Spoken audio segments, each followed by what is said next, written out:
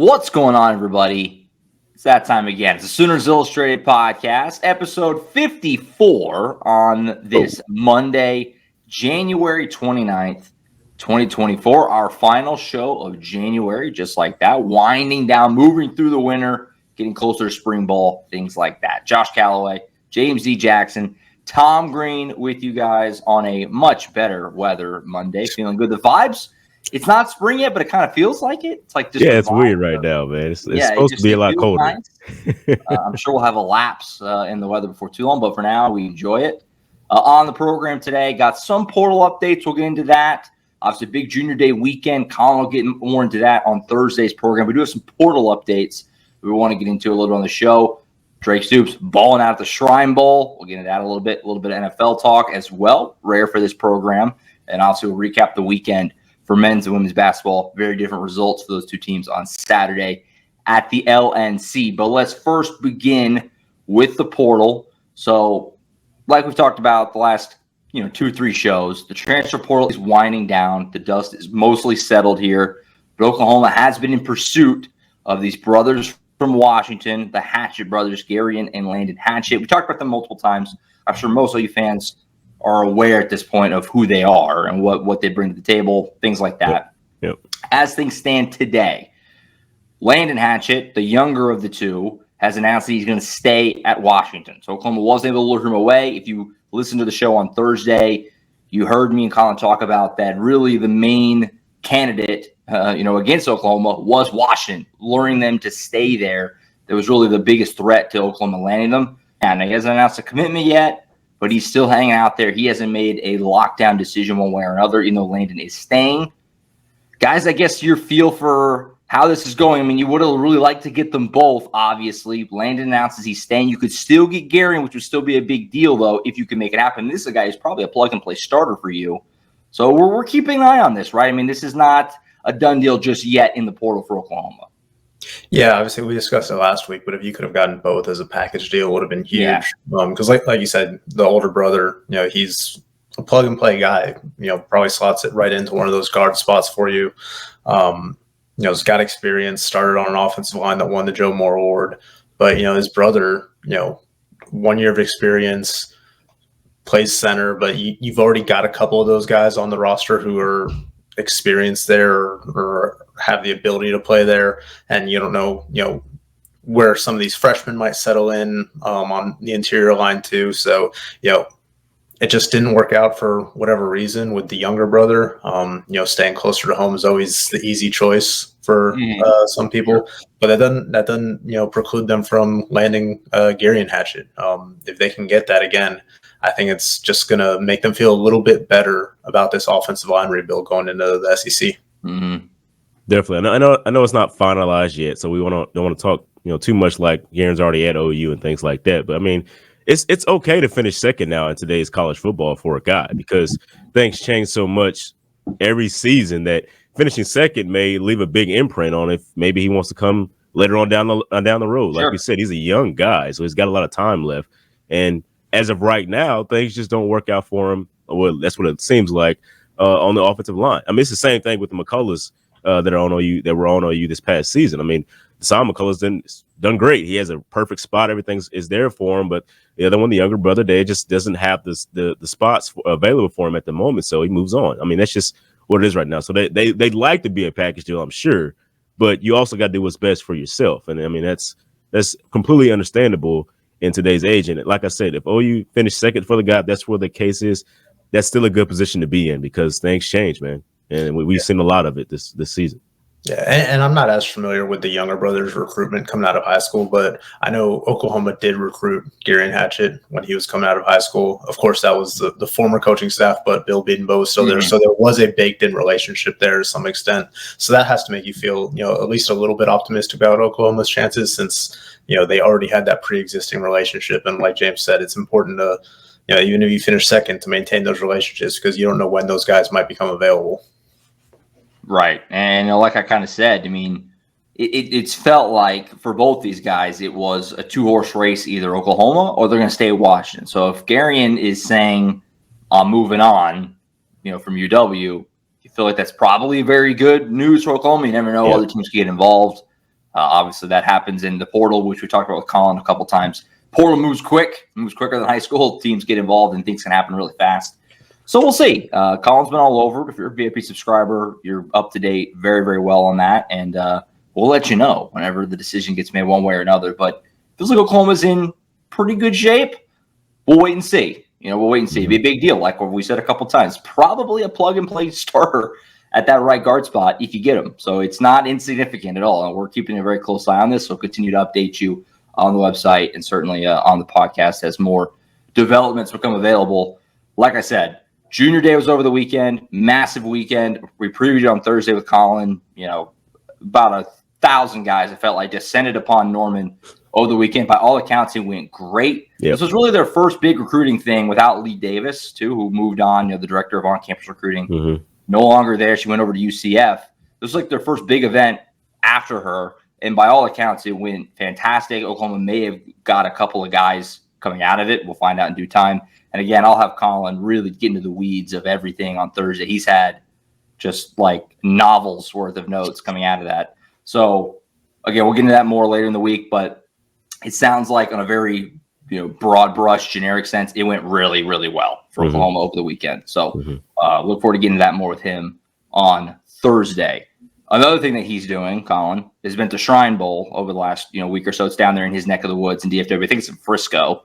And Drake Stoops is going off. Guys, this is not really a surprise if you've covered Drake Stoops or for OU fans. He's not going to wow you, right? He's not a big dude. He's not overly fast. He's just good at football. And, former walk-on. And the game is on Thursday, so he's still got a few more, days here in the actual game itself. But by all accounts, from Colin, from other, scouts there, other entities that are out in the Shrine Bowl, Drake Stoops is going bananas, maybe working himself into a position to get drafted in the later rounds. Obviously, that remains to be seen. The draft is still a long way away in April. But, guys, Drake Stoops is going off. Zero surprise here, right? I mean, the guy is cooking everybody. He's making things happen. Yeah, I mean, he gets open. He catches the ball. I mean, he had a 78% catch rate for the season, and it was even better before that, the Alamo Bowl when he kind of had his most uncharacteristic game of the year. But he runs good routes. He gets open. He, like you said, he's not going to burn you with his speed, but he's shifty enough to create some space and get open. And we saw that throughout the season, especially the second half of the year when he kind of became Dylan Gabriel's favorite target after Andrew Anthony went down. He's a guy that just really stepped up, and it's been fun to see his development. Like you said, from a walk-on to career year, and Oklahoma's best all-around receiver this past season. And it's just crazy the growth that he had over his career at OU. I mean, Josh can contest this as well. Like there wasn't like high expectations for him coming in. It was just like if he could, find some playing time and serve a good role, it would be a success. I mean, because you have your father's name that you're really playing under and things like that, and people saying, well, he's just there because his dad's the coach and things like that. But you build that up and then you become the best receiver on the team, especially for a certain stretch at the end of the year there, where it's like, man, this guy can really be good. And now to see him do it on the next level, which could be, a pro level come soon for him, that's amazing, man. And as you said, he doesn't have the, the greatest skill sets, God-given skill sets where he just burns you with speed, doesn't have the height that you would expect a top receiver to have. But I mean, he's found a way, man. He's gritty and found a way. He's one of the best route runners, I think, out there. I mean, you see that. I mean, just the technique that he has, it shows you how much he's worked on it. I mean, I know he had that long speech about how he's here all the time. He's always at OU and working on his craft. And you're starting to see, I mean, we're not starting, but you're seeing it here at the pro level of him doing a good job of it. So shout out to him, man. I mean, it's a great growth and a great career he had at OU. And now he can try to get on to the next part of his football career. Yeah, I'm curious to see if he can do enough to get drafted in a late round. At the very least, he's going to be a guy that's going to get signed somewhere. He's going to get a training camp invite. He's going to get his opportunity to show what he can do. It's just a matter of whether he'll be able to stick at the next level. But I mean, he's proven a lot of people wrong so far, so I wouldn't count anything out. Well, too, he's going to crush the pre-draft interviews, stuff like that. Coaches are going to love him right away. And you certainly know whenever they go talk to Brent Venables about him that he's going to gush about him. So he's got that going for him. I've said it before. It really is hilarious because, like James said, when he came to OU, now he was good in high school at Norman North, but there was a sense of that's cool. Bob's kid's on the team. That's cool. Yeah. And he just worked his way into being a guy, and we saw what he did last year. He was vital part of the team. And now he's got a shot. And remember, Oklahoma has got the longest streak of any school in having at least 4 guys drafted. That is in serious jeopardy this year because somebody it's one came of those, back. like, kind of catch-22s because Danny Stutzman came back, Billy Bowman came back. But you still have a shot, especially if Stoops gets drafted, because you figure Guyton's getting drafted. Walter Rouse, who's out at the Shrine Bowl, probably getting drafted, right? Andrew Rame, probably getting drafted, maybe. If you get Stoops, you're probably getting it. So we'll see. We'll see if they can extend the streak. And like I said, Walter Rouse is out there too. Those are the 2 OU guys at the Shrine Bowl. Colin's been going out there all week long. So again, kind of like the junior day, kind of like the transfer portal. Colin's been all over it. And so if you're a VIP subscriber, more to come coming out of Frisco and the Shrine Bowl as Drake Stoops and Walter Rouse put in work out there. Yeah. Go ahead. I know a couple like draft guys who've been out there watching them, and I was asking them about Walter Rouse. Yeah, please. Yeah. And they were impressed with some of what they saw. He's working out left tackle and right tackle out there. I've heard a lot of good things about what he's done. Saw he got beat on some plays, but overall, it seems like he's making a really good impression out there. Probably a guy that the consensus seems to be, I don't know where he's going to get drafted either, but from what I've heard from a couple of people, it's like I would not be surprised at all if he outplays his draft position when it comes, just because he's got a good build. He's got a lot of experience, really solid. I mean, he was Oklahoma's best all-around offensive lineman this past season. Didn't allow a sack, was really good in run blocking. So yeah, I mean, I'm curious to see where he ends up too. I mean, he blocked 2 guys against Texas for the game-winning score. I mean, it's legendary stuff from him. Yeah. I mean, and we talked about that. I mean, he has, we talked about his body and his build as well. I mean, he's intelligent. I mean, we've seen that a lot as we talked to him throughout the year. He's a very intelligent guy. I mean, he went to Stanford at one point in time. So, I mean, he's very smart. And I mean, at the next level, it's not just about, your physicality and what you can do. You got to be able to put it all together in the room, in the film room, and really learn things and things like that, and really implement, everything that you learned in the film room there. So just his intelligence, it could be a big help to an offensive line somewhere. I mean, it looks pretty good for him. I mean, he's going to blow teams away in the interview process. Yep. Like when this week at the Shrine Bowl, when he talks to people, if he goes to the combine, he gets to talk to them. Anybody else that he talks to during the pre-draft process, the pro day, everything like that. Teams are going to be impressed just speaking with him, and that's going to go a long way because at the end of the day, it's a job interview. And he's got charisma. I mean, we gave him the media award. I mean, he was great with us, and he talked eloquently about everything that we asked him about. So it was just like, he's a good guy, man.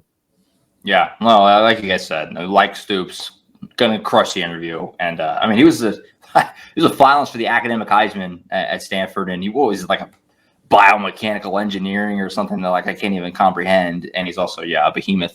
Was a good football player. So yeah, he's gonna be just fine. Tom, what was that he was trying to do with 3D printing or something like that? What was he? You remember? He wants to believe it was something about 3D printing organs, if I remember correctly. That's above my head. Yeah, I don't even know.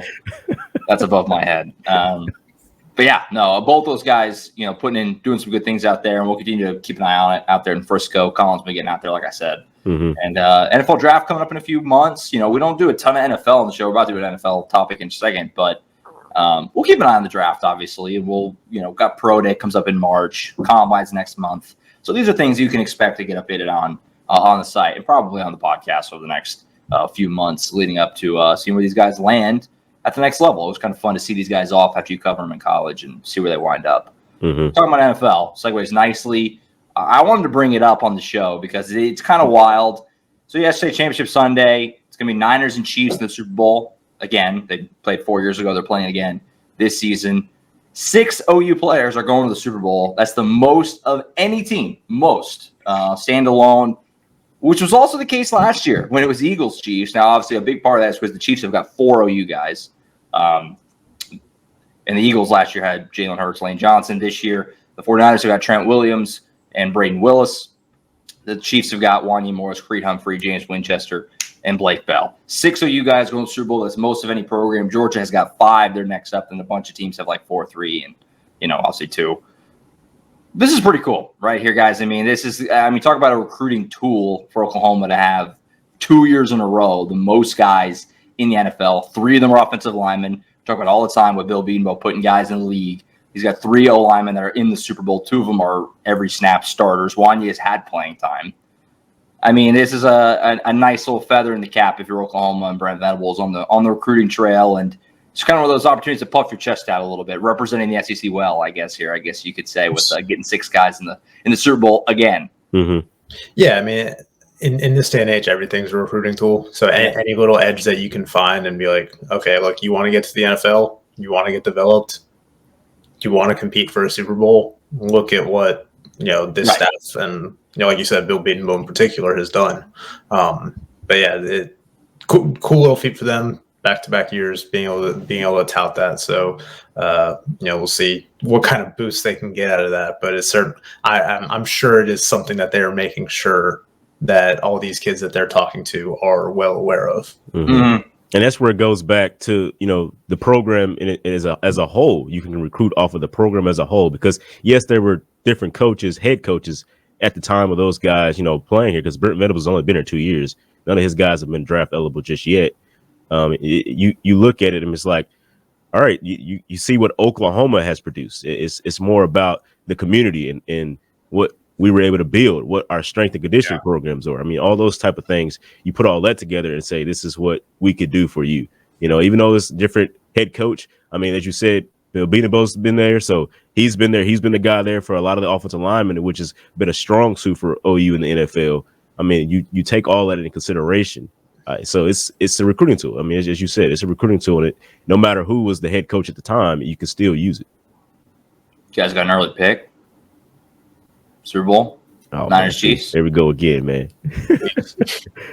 Niners Chiefs. I mean, the way the Niners played in that first half, I don't even know if they really should have won the game. I think Detroit, I know people hate to hear this, but I think Detroit lost the game. They gave it away, pretty much, is what I'm trying to say. You kick the 2 field goals, you catch a touchdown pass here. I mean, it's a whole different game. Don't fumble the ball in the red zone. I mean, so I have to go with the Chiefs. The Chiefs are just red hot right now. It's just like, for some reason, it's like they look like New England back in the day to me. Like, it's just like they catch it right at the right time at the end of the year. Of all the great former OU quarterbacks, Blake Bell could be the one racking up the most rings, because he's got his eye set on another one. Pretty wild, but yeah, gonna be fun. 6 OU guys Super Bowl again. Like I said, 2 years in a row to lead the charge. Pretty neat for Oklahoma, and I'm sure that'll find its way into a hype video or something at some point before too long. All right, shifting over to basketball. Start with the men. Texas Tech in on the weekend. Talked about it last week. Talked about it with Colin on the Thursday show. The Texas game was a debacle. We got into that. I don't need to regurgitate all that, but it put an emphasis on Saturday. Texas Tech comes in, a chance to right the ship quickly. They did some good things. It wasn't like the Texas game that was kind of a disaster, frankly. They had a 9-point lead with about 8 minutes to go, though, and let it get away. This is a gut punch loss. Tom, you and I were there. It was another really good crowd. Fans were into it. There was a lot of Texas Tech fans there. I was kind of shocked by that, how many Tech fans were there, frankly. But it was a really good crowd into it. And it felt, like I said, with about 8 minutes to go, like Oklahoma, they're going to get a big win here. And it just slipped away down the stretch. What can you say? I mean, where do you go from here, I guess, if you're Oklahoma right now? Because, I mean, you give up 85, at home. When the other night against Texas, it seemed like the offense was just so hard to watch. And this game, you put up a good point total. The offense looked pretty good for most of the time, and you still lose. Where are you at right now? Temperature check after another tough one, another gut punch. Yeah, I mean, it was a weird loss because, you look at the Texas game where, the offense was just stuck in the mud for nearly half the game. The first 10 minutes, the last 10 minutes, they couldn't do anything. Mm-hmm. And then you go to this game, you score 84 points. Great. You expect to win when you do that. But you give up 85. Texas Tech shoots 72% in the second half. You just cannot get a stop. They made 8 of their last 10 shots against Oklahoma. Like they just took, as Porter Moser said, they have some players that took their foot off the gas defensively. Pair that with 9 missed free throws. Most misses they've had all year is just, look, you make 2 of those free throws, you win the game. You make 3 of those free throws, you win the game.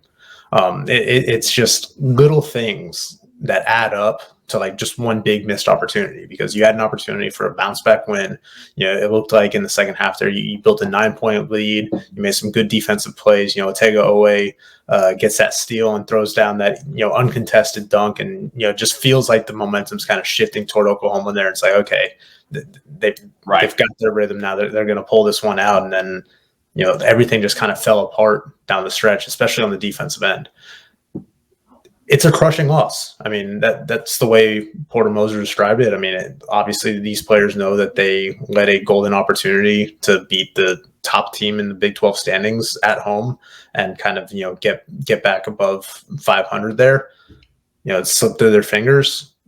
But, they are optimistic just the way the team responded after Tuesday's loss to Texas. They took a day off. The way these players responded in practice in the film room, and the way they were even talking after the game Saturday, they feel pretty confident that this loss isn't going to send them into a spiral so much as it's going to galvanize them. It's just they have some hard lessons that they have to learn. I mean, they need to know that every little thing matters. Like you can't cut corners when the margins are this thin, and the margins are very thin in the Big 12 because of how deep this league is, because of how talented this league is. They're still in a good position to make it to the postseason, but they can't let these losses snowball. They need to get back on track, and now you have to go on the road and do it.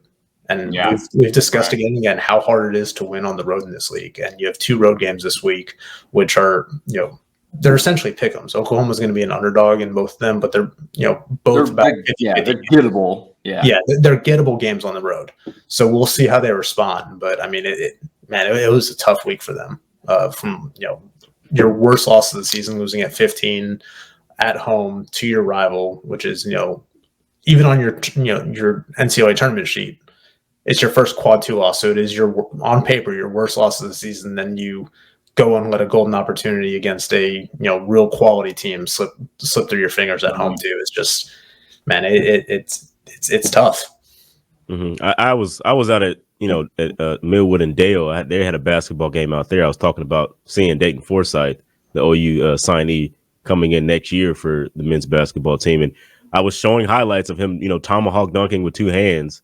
And under the comments, it was just like, we needed him tonight. That's what everybody kept saying. I was like, that can't be good. Something must have happened. That was for the Texas game, obviously. So OU was leading a lot of that, last game against Texas Tech. So I mean, it was just okay. Wow, that's not a good sign. So 2 in a row dropping those. I mean, it's a home game. It's heartbreaking. Yeah, losing home games is tough. I hate to say it because he's been so good, but Javen McCollum really let him down in this game. I mean, he only had 7 points, 2 of 11 from the field.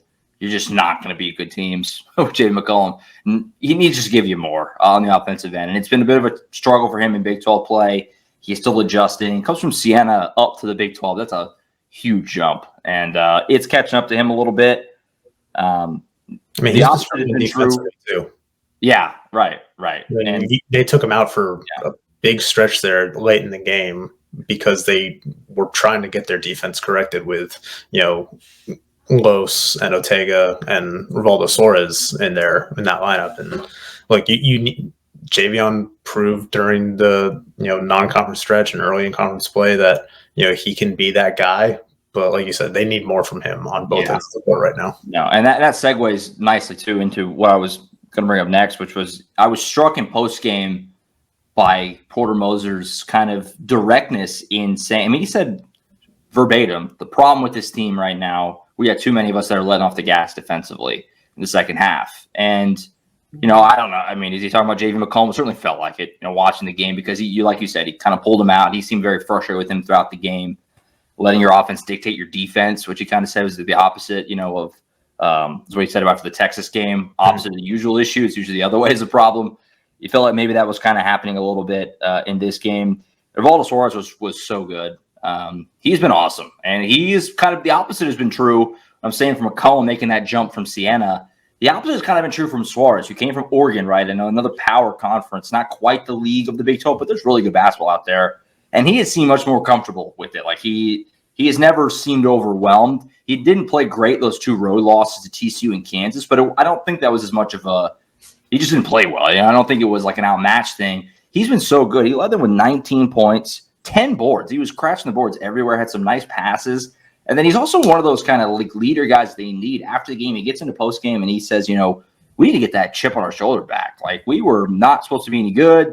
We were picked, right at the bottom of the Big 12. Mm-hmm. Like, we need to. Texas Tech wanted it more than us tonight, is what he said post game. And that's bold statement, something you need sometimes from one of your older players. So I'm excited to see how they bounce back. They did a lot of good things. Like I said, they did a lot of good things. It didn't feel like the Texas game to me in that respect. Right. After the Texas game, it really felt like that was bad.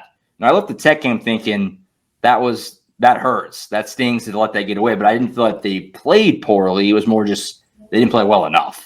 I'm glad he said that, because that just means complacency is the issue here. I mean, Porter Mose is also saying the defense is getting worse in the second half.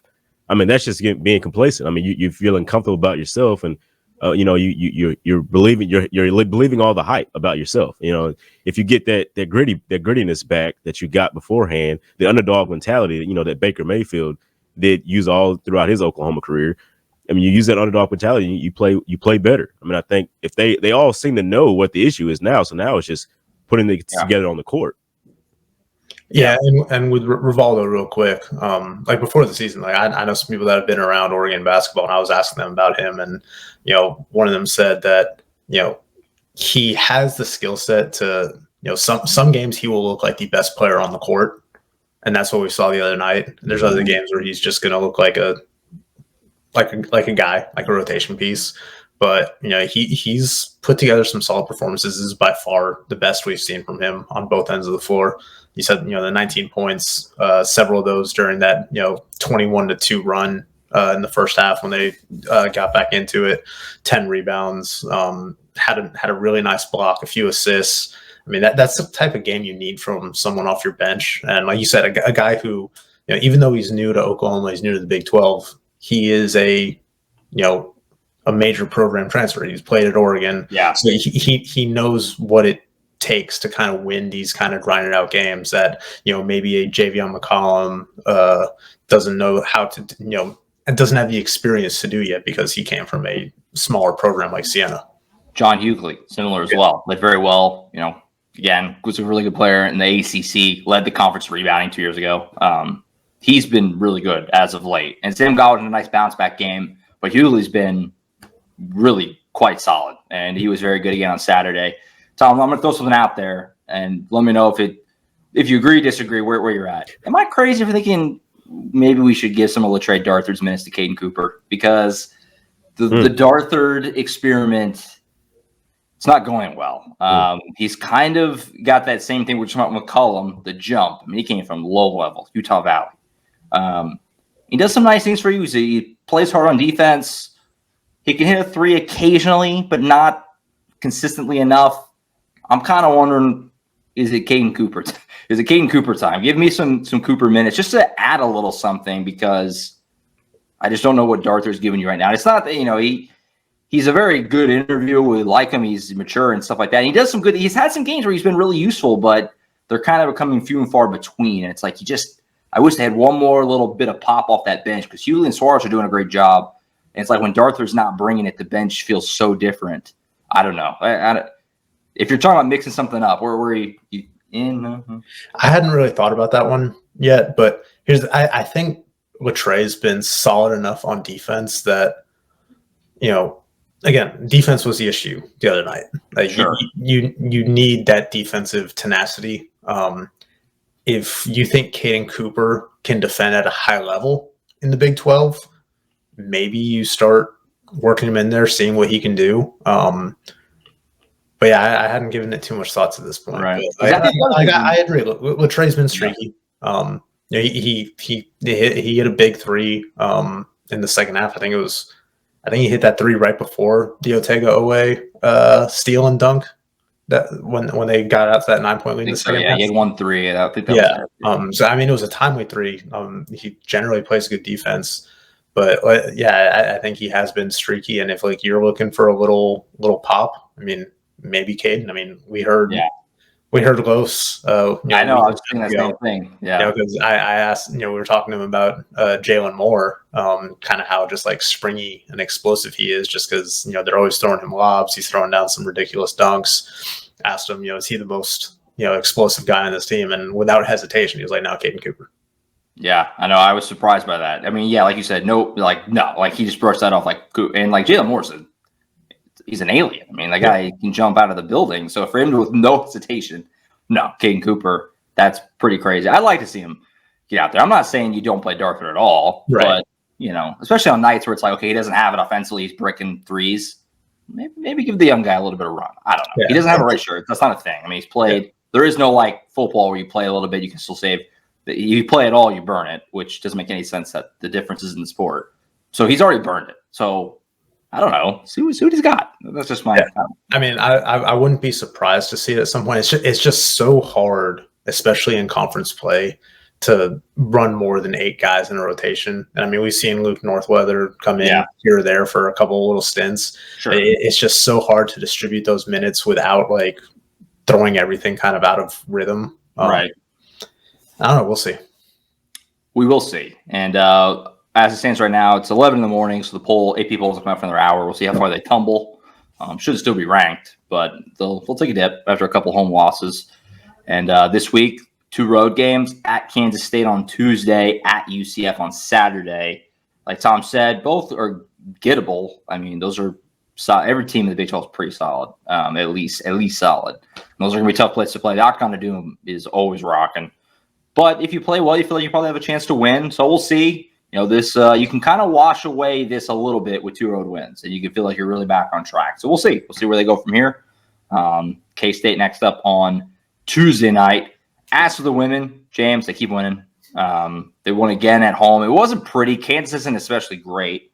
It was kind of an ugly game, lower scoring than Jenny Bronchek's teams are used to. Definitely. But they found a way to get it done. They ground it out. They're 7-1 in the Big 12 play now. Pretty wild. I mean, what can you say? They keep finding ways to win, and that's kind of the best way to put it right now. And they use like we talked about last time. Those first 4 games, facing the newcomers and things like that. They use that and it's just been catapulting them to where they are now. Because that non-conference schedule was tough for a reason. I mean, Jenny told us they're going to schedule tough.